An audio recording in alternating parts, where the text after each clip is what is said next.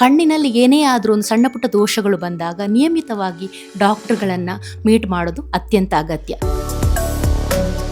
ನಮಸ್ತೆ ಎಲ್ಲರಿಗೂ. ನನ್ನ ಹೆಸರು ಸೌಮ್ಯ ವಿ ಶೆಟ್ಟಿ ಅಂತ. ಈಗ ಒಬ್ಬ ಮನುಷ್ಯನಾಗಿ ನಮ್ಮ ಕಣ್ಣಿನ ಮಹತ್ವವನ್ನು ನಾವು ಅರಿಯೋದು ಯಾವಾಗ ಅಂದರೆ ನಮಗೆ ಕಣ್ಣಲ್ಲಿ ಏನಾದರೂ ದೃಷ್ಟಿದೋಷಗಳು ಬಂದಾಗ. ಇದೇ ರೀತಿ ಏನಾಯಿತು ಅಂದರೆ ನಮ್ಮ ಜೀವನದಲ್ಲಿ ಕೂಡ ನಮ್ಮ ಮಾತೃಶ್ರೀಯವರು ಕಣ್ಣಿನ ಪೊರೆಯ ದೃಷ್ಟಿದೋಷದಿಂದಾಗಿ ಬಳಲ್ತಾ ಇದ್ರು.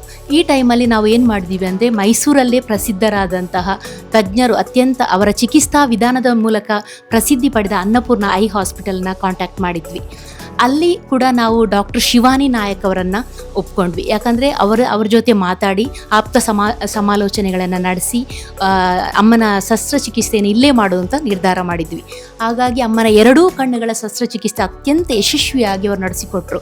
ಹಾಗಾಗಿ ನಮ್ಮ ಮನದಾಳದ ವಂದನೆಗಳನ್ನು ಡಾಕ್ಟರ್ ಶಿವಾನಿ ನಾಯಕ್ ಅವರಿಗೆ ನಾವು ಅರ್ಪಿಸ್ತಾ ಇದ್ದೇವೆ.